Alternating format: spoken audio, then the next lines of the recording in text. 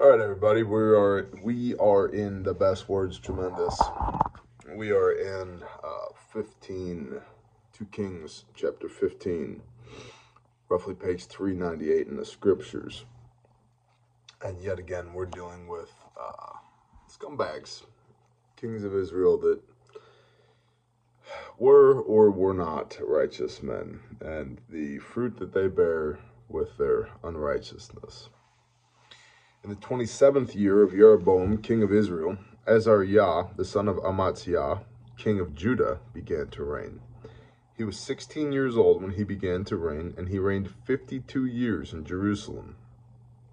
And his mother's name was Yecholiahu of Jerusalem. And he did what was right in the eyes of Yahweh, according to all that his father Amaziah did. 52 years, he had to have had some type of blessing on him. However, the high places were not taken away. The people still slaughtered and burned incense on the high places. And Yahweh smote the king, so that he was a leper until the day of his death. And he dwelt in a separate house. And Jotham, the son of the king, was over the house, ruling the people of the land. So acting director of the kingdom was Jotham, his son, because the king was a leper, had to live in a separate house. That's Torah. And the rest of the acts of Azariah, and all that he did, are they not written in the book of the annals of the kings of Judah? So Azariah slept with his father, and they buried him with his fathers in the city of David, Jerusalem. And Jotham, his son, who was acting director of the kingdom, reigned in his place. And in the 38th year, Azariah, king of Judah, Zechariah, the son of Jeroboam, began to reign over Israel. Remember, two houses, Israel and Judah. So 38 years into Azariah's 52-year reign in Judah. Over here in Israel, new guy on the scene.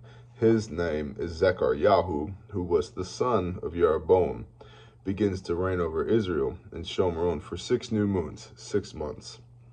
And he did evil in the eyes of Yahweh, as his fathers had done. He did not turn away from the sins of Jeroboam, son of Nevat, who made Israel sin. Worshipping false idols. This is over and over again a recurring theme here.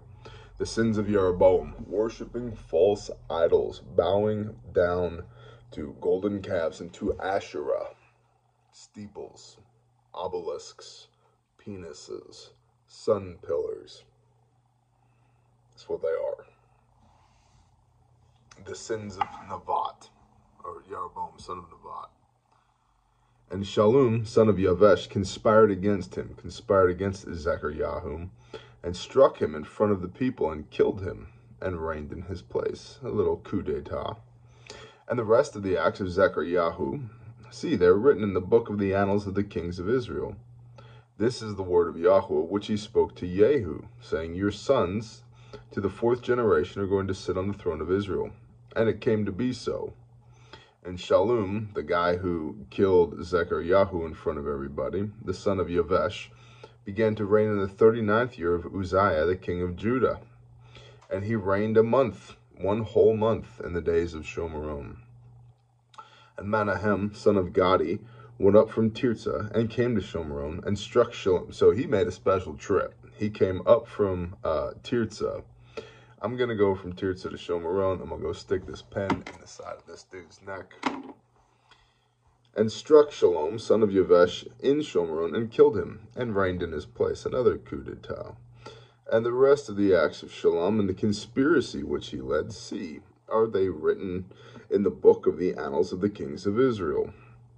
And Menahem struck Tifsa, the dude who came up for the trip for doing murders, and all who were there, and its borders from Tirzah, because they did not open it to him. Therefore he struck it. He said, hey, I'm king now. They said, no, you're not. They said, well, I'm going to attack you, and then we'll see who's king. And he ripped open all the pregnant women. I hate it when I see things like that in the scriptures. Scumbag move.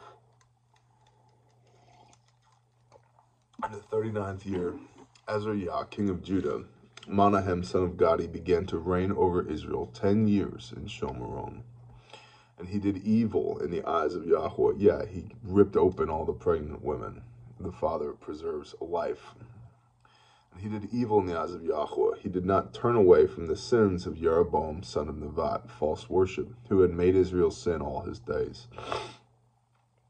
Pul, the king of Ashur, came against the land, and Menahem gave Pul 1,000 talents of silver for his hand to be with him to strengthen the rein in his hand. So Pul from Ashur comes over and he says, hey man, can I hire you and your mercenaries to help me consolidate my power in my kingdom?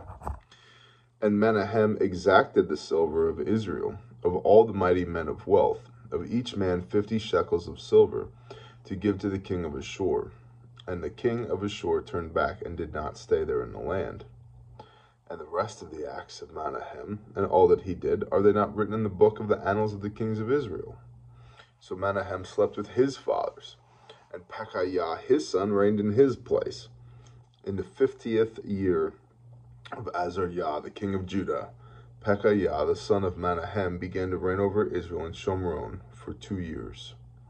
And he did evil in the eyes of Yahweh, and he did not turn away from the sins of Jeroboam the son of Nevat, who made Israel sin.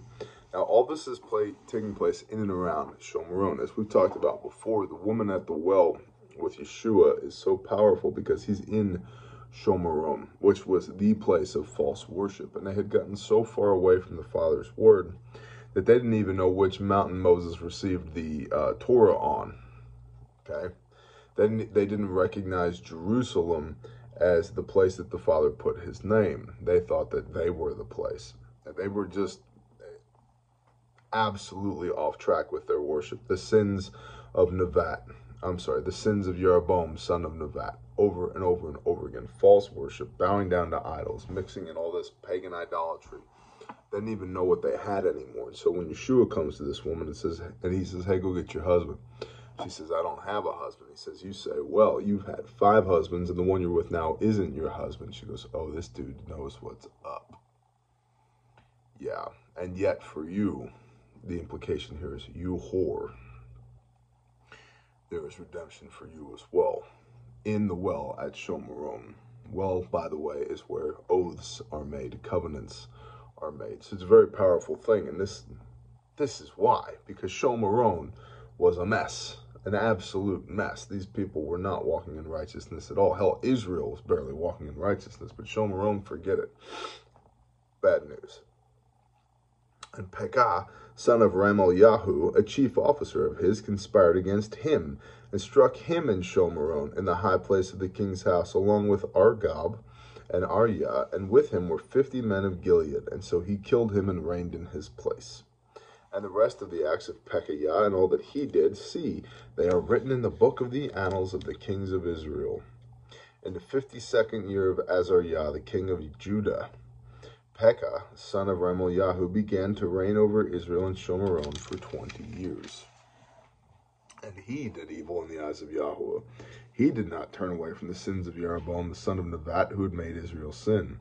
In the days of Pekah, king of Israel, Tiglath-Pileser, king of Ashur, came and took Eon, and Abel, and Beth-Makkah, and Yanova, and Kadesh, and Hatzor, and Gilead, and Galilee, and all the land of Naphtali, and took them into exile in Ashur.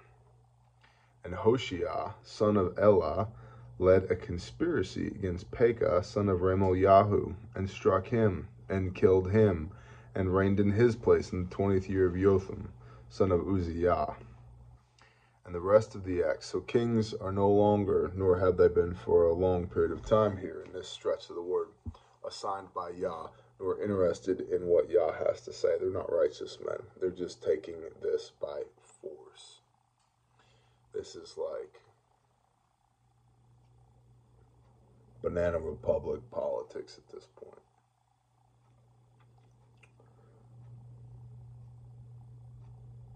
And Hosea, son of Elah, led a conspiracy against Pekah, son of Ramelyahu, and struck him and killed him, and reigned in his place in the 20th year of Jotham, son of Uzziah. And the rest of the acts of Pekah and all that he did, see, they are written in the books of the annals of the kings of Israel. In the 2nd year of Pekah, son of Ramelyahu, king of Israel, Jotham, son of Uzziah, king of Judah, began to reign. He was 25 years old when he began to reign, and he reigned 16 years in Jerusalem. And his mother's name was Yerusha, the daughter of Sadok. Sadok was a priest, and Sadok derives its name from Zadik, which means righteous. And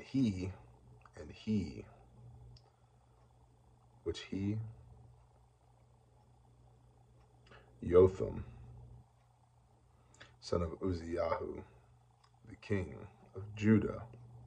And he did what was right in the eyes of Yahweh. He did according to all that his father Uzziyahu did. However, the high places were not taken away. We're now getting to the point where the paganism has become institutionalized within those people who are even trying to follow the Father's commands, the Father's words, aka parallel to modern Christianity. However, the high places were not taken away. The people still slaughtered and burned incenses on high places. He built the upper gate of the house of Yahweh. And the rest of the acts of Jotham and all that he did, are they not written in the book of the annals of the kings of Judah? In those days, Yahweh began to send Retzin, king of Aram, and Pekah, son of Rameliahu, against Judah. And so Jotham slept with his fathers and was buried with his fathers in the city of David, his father, Jerusalem. And Ahaz, his son, reigned in his place.